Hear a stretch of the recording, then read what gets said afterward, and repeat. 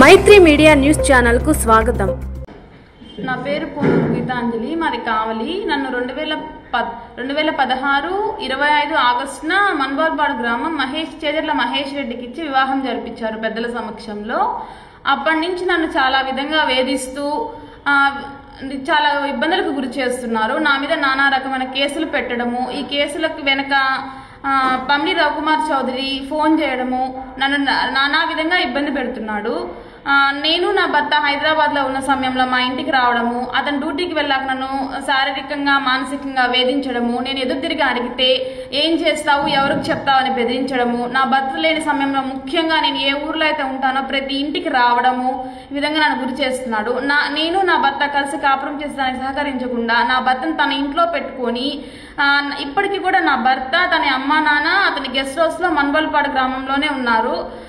ఈ విధంగా నేను ఏదైనా వెళ్తే నా మీద విడాకుల కేసు వేయించడము, ఆ విడాకుల కేసు వేయించడానికి కూడా ముఖ్య కారణం తానేనని వాళ్ళ తరపు లాయర్ నాకు ఫోన్ చేసి చెప్పడము, నా బిడ్డను తీసుకొచ్చి అప్పజెప్పమని చెప్పడము, మా ఇంటి చుట్టూ కారు వేసుకొని తిరుగుతూ నిన్ను చంపుతామని బెదిరించడము, ఈ విధంగా చేస్తున్నారు. ఎవరైతే నాకు సహాయం చేయడానికి వస్తారో వాళ్ళని బెదిరించడము, నానా విధంగా నన్ను ఇబ్బంది పెడుతున్నారు సార్. ఈ విధంగా జరుగుతున్నప్పుడు నేను కావలి 2 టౌన్ పోలీస్ స్టేషన్లో 498 కేసు ఫైల్ చేశాను సార్. ఎందుకోనంటే 2021 సంవత్సరంలో నన్ను తన గెస్ట్ హౌస్ లో పట్టుకొని 17 మందితో కొట్టించాడు సార్. కొట్టేటప్పుడు అతని భార్య పక్కనే ఉండి కొట్టండి అని కొట్టిస్తూ నా బిడ్డను నా చేతి నుంచి లాగేసుకున్నారు. దీంట్లో నేను వెళ్ళి 2 టౌన్ పోలీస్ స్టేషన్ లో కేసు ఫైల్ చేయడం ద్వారా ఎఫ్ఐఆర్ అయింది. కోర్టులో కేసు నడుస్తుంటే పోయిన మంగళవారం రోజు మేము కోర్టుకి రమ్మని చెప్పి వాళ్ళ లాయర్ అయిన కెనడీ సార్ రమ్మని చెప్తేనే మేము వెళ్ళాం సార్.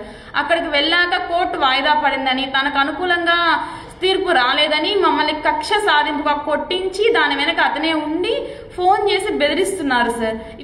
పమ్ని రవికుమార్ చౌదరి తన ఇంట్లో పెట్టుకొని నేను రాష్ట్ర కార్యదర్శినని నన్ను ఏం చేస్తారని చెప్పి మమ్మల్ని బెదిరించడము, 2022లో మళ్ళా నా భర్త నా దగ్గరికి రావడం జరిగింది సార్. అప్పుడు మళ్ళా ఇతనే పార్టీ అధికారంలోకి రాగానే నాకు ఫోన్ చేయించి మెసేజ్లు కూడా పెట్టించారు సార్. నా దగ్గర ప్రూఫ్ ఉంది. పెళ్లి చేసుకుంటాను, నువ్వేం చేసుకుంటావు చేసుకో, రవణ్ ఉన్నాడు ఎక్కడికైనా రా చూద్దామని చెప్పి బెదిరించడము, దీనంతటికీ కారణం పమ్ని రవికుమార్ చౌదరి సార్.